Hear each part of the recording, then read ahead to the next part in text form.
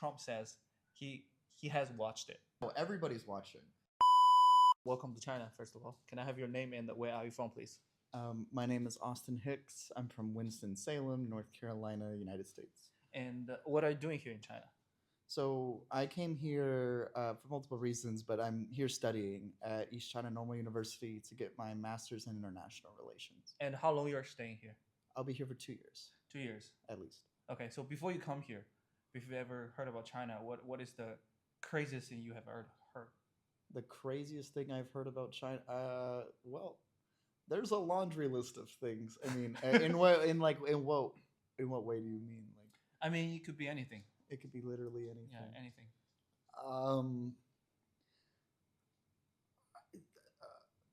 I've heard so much. Okay. Just give it a one or two. Oh, well, okay, one or two things. I mean, politically, like I've heard that like there's like you always hear there's no religious freedom. There's no like everybody here is like a like is like under it's a military police state. You know, like that's the stuff I hear all the time. Okay. It's probably the craziest thing. Okay, since you what do you study here in China again? International relations, but specifically political economy. Okay, since I think you have some how do I put this? You have some Background. backgrounds about China, about Chinese. Mhm. So what's your opinion on that? After you heard about the political, the under police stuff.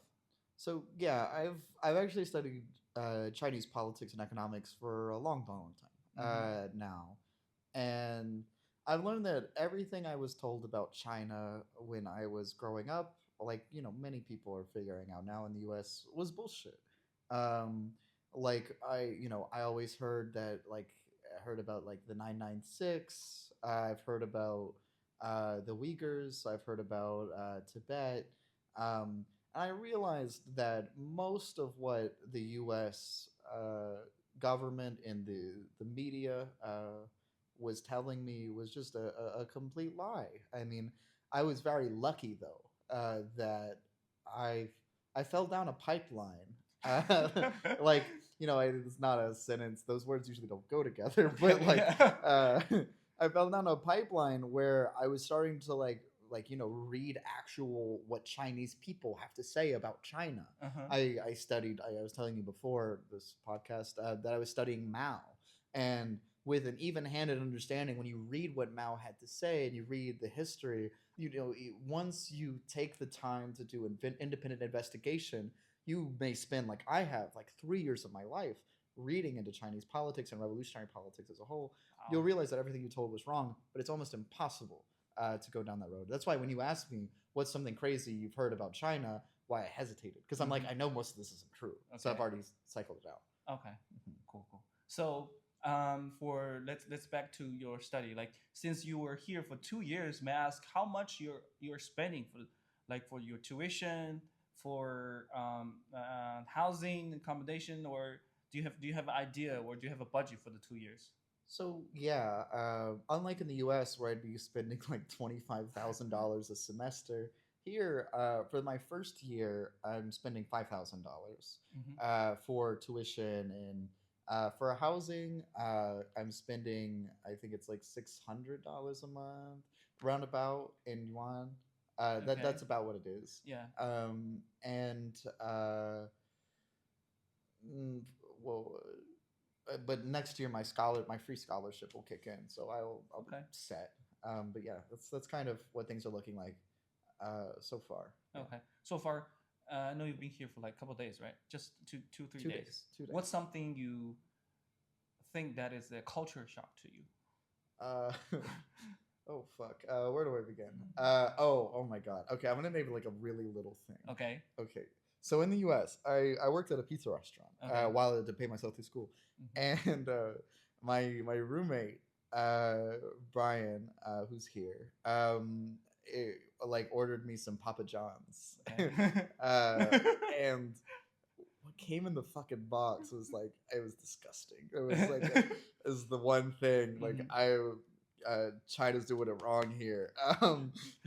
They came with gloves to eat the pizza with, and I was offended. I was like, don't do this to my beautiful food. That's like that's one thing. It's a culture shock. I Uh-huh. would say that the fact that the showers like is on this like it's not separate from the toilet, Hmm. like in the room. Yeah. That and but more than anything, obviously, was the language. Okay. The language.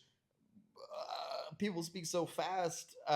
Nobody knows English, and this is the first time I've been in an environment where I have to really, really, really be uncomfortable. Okay. Because the like a lot of the world is like what was it coddled towards Americans, and this is the first time I've had to be really uncomfortable. Okay. Yeah, Okay. I think it's a big step for you to go to a different country where you don't speak the language. right. That's very brave. Yeah. And what's something you dislike about? I'm sorry. What's something you like about so far? I will say that China.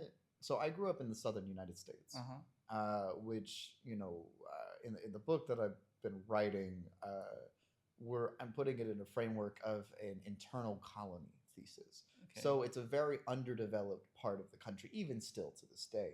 Mm-hmm. Um, we like in Shanghai is by far the most beautiful, technologically advanced place I have ever been. And that like it makes me feel so stupid. Like in my family, I'm the one that teaches them how to work the computer, Okay. and I don't know how the fucking metro works here. And it's like I'm sorry to curse, but it's just part of my culture. But it's really the technological stuff, how advanced, how beautiful, how ecologically harmonious development has kind of happened here compared to my hometown where everybody has to drive a car 10 miles 15 miles to go to work, Mm-hmm. and the cities are drab, very gray, and here you have like light shows on the sides of buildings. It's like whoa. Okay. And also how cheap things are. Oh, that's true. Yes. Yeah, everything is so affordable. Yes. Okay. So, do you have any advices for people if they're coming to China for study? Um, I would say if you're coming here to China to study, don't do what I did. And What have you done?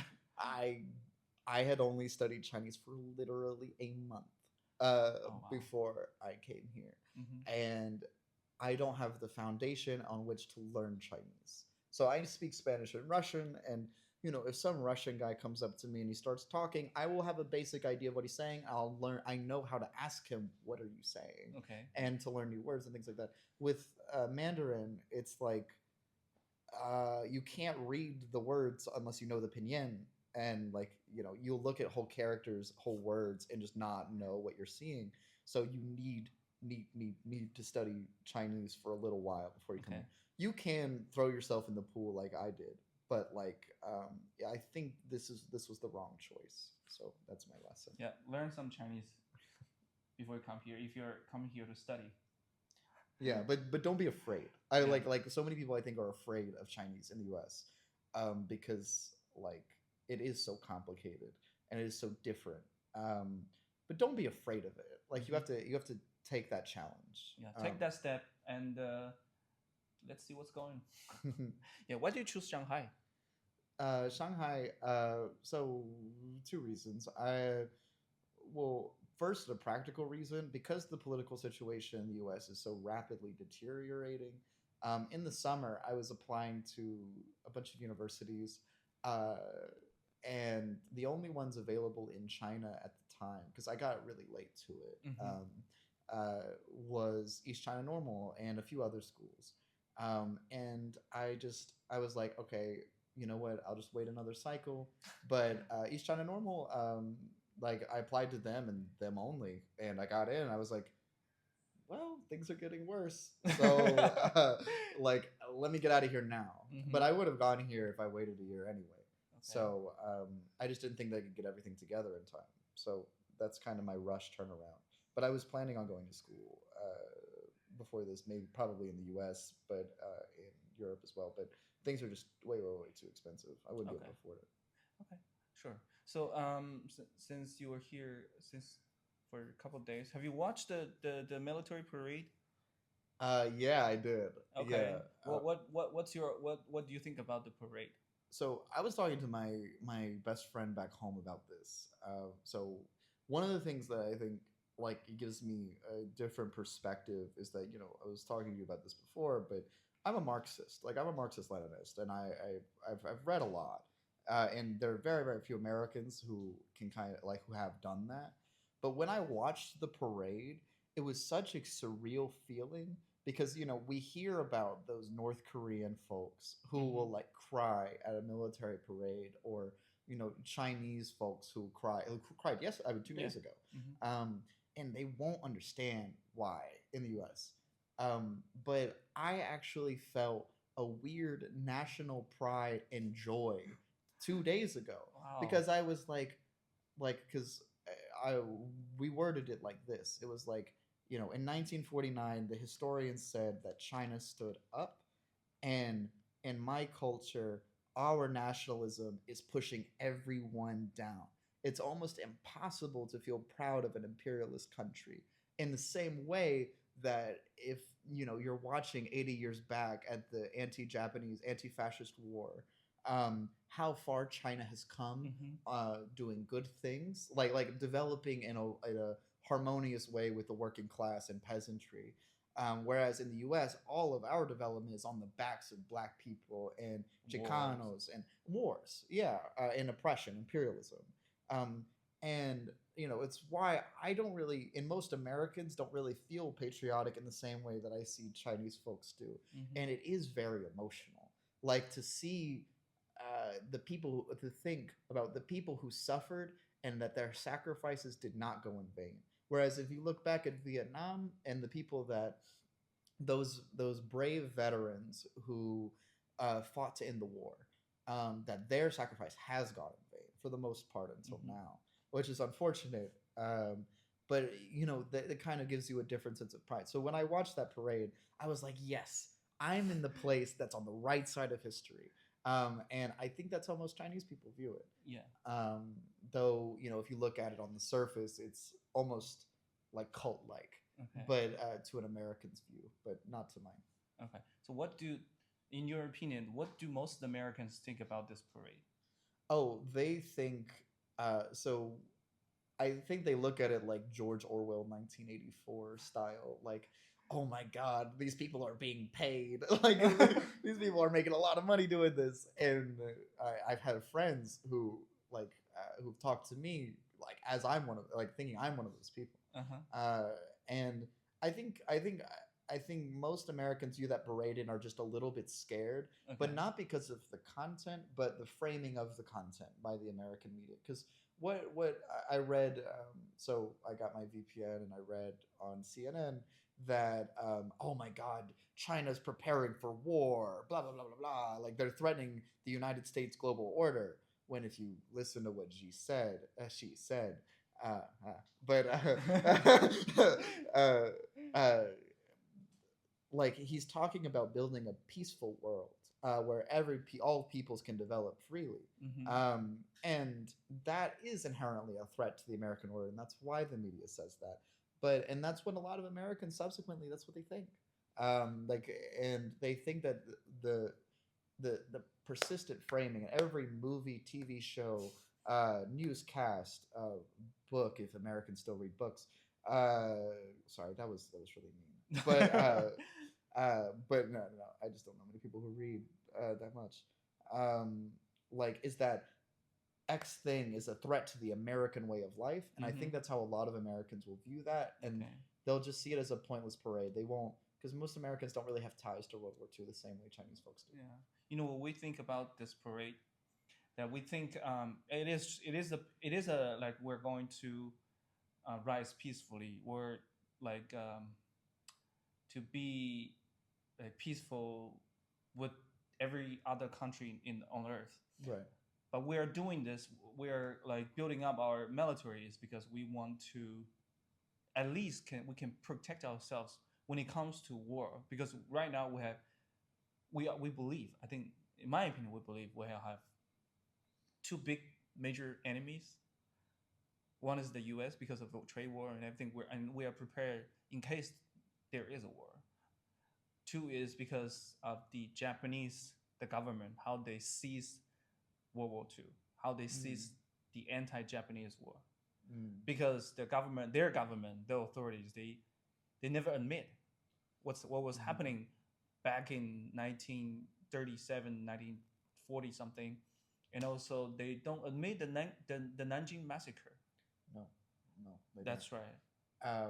And China like has been right on this issue for a long time. Like with Deng Xiaoping in the 1980s, like I read that when I was doing a project on him, I read that he actually approached Japan, and he brokered a deal to open up trade relations between them. Yeah. And that was the one thing the Japanese wouldn't do.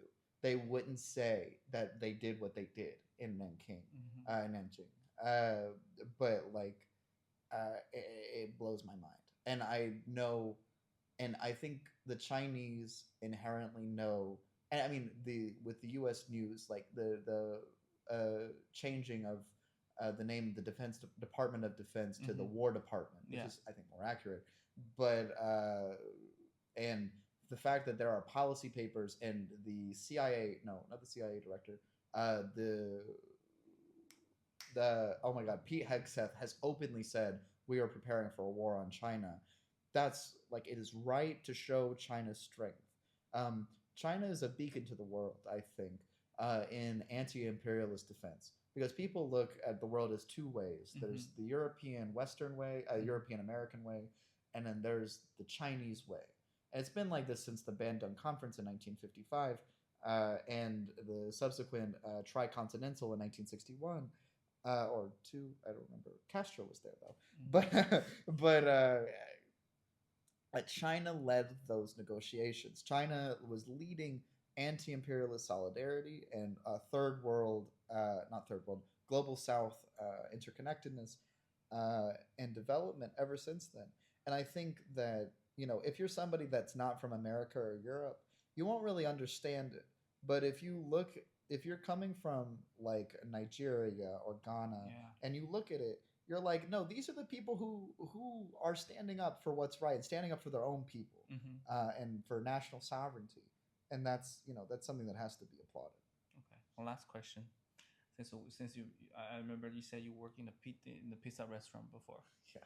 So what do you see that when we're hosting the parade, that they're on Twitter, that we can see that the pizza delivery was way higher than normal time in the Pentagon.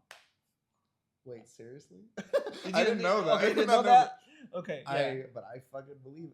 I'm sorry. I cussed. That's really okay. bad. That's okay. Yeah. I will not be a good PhD guy later. But that. So you're talking about for around China, the amount of pizza orders was No. In DC. In DC. The Oh. Pentagon. Oh, at the Pentagon they were. Yeah. Oh, I don't doubt it. Oh, I don't doubt that at all. Okay. Yeah, that's usually a good measure when you know like something big's happening. Right. Like, So do you think they are also they're also watching the parade, and they're like, I know like on the media, Trump says he has watched it. What about the rest? Oh no, everybody's watching. Everybody's but I don't think everybody's listening, because there was a congressional hearing 2 days ago where Pramila Jayapal, the representative from Washington, was interrogating I think the director of national intelligence. They actually recently fired almost like 2/3 of I think it was 2/3 of the native the Mandarin speakers in the department, which is something that is mind-boggling to have. Like, if you are on the war path to want to declare war on China, to turn it back 70 years, that's not something you do. So when I hear that they order all that pizza and they're all sitting around watching it, they're like, ooh, man, we're so mad. And like they're just not really paying attention. Like, most of those people are just like, yes, they're doing defense analysis. They're seeing what China has, though China probably isn't showing the best of what it has. Yeah. It's one of those things. It's literally for show. It's symbolic, but they are still scared. I think that is a sign of fear on behalf of the American government, because I think the American government sees that the clock's ticking. Hmm. It's It's urgent for them. yeah, the American century is over, and I think most people in the U.S. know that, and Trump is the embodiment of that. Okay. Like that, the American century is over, and I think that the Pentagon is like, for lack of a better phrase, losing its shit right now. Hmm. So Yeah. yeah, But I think in the end that we doing this not not declaring a war. We just want peace. But also we are showing the world that we are not afraid of a war. yeah, it's weird because Trump talks about peace through strength, uh, and which is, I think, literally it's a Mussolini quote. Hmm. But in a way, that China represents world peace, but it's like a peaceful defense. Hmm. That's right. Like it's you can't. It's like what Kwame Ture said. Like you could either be at peace or you could have liberation, and the People's Liberation Army Hmm. represents peace because, well, represents liberation in this context, but it's a peaceful liberation. Like we need to protect ourselves to protect the peace that we have, Hmm. because if China gets war declared on it, there will be chaos and needless suffering and pain. That's right. Whereas there is a just war, which is a war of self-defense against imperialism. And like the People's Liberation Army should show its strength if the United States decides to unilaterally declare war, as it has Haiti, the Dominican Republic, Cuba, many, many, many Hmm. times. Um, and that would be, I think, though it is war that would be waged, it would be peaceful in that sense because it's fighting for sovereignty. Yep. So that's kind of how I see it. But I hate to say it, but my opinion is not One of the few. one of the One of few, the very few. because most Americans don't think about this kind of thing. Hmm. Like, and if you ask them what they think about China, they won't know what to say. But broadly, they I think most people would agree with this Okay. if actually talked about in a decent way. So Sure. Okay. Thank you very much for sharing all this. yeah. Yep.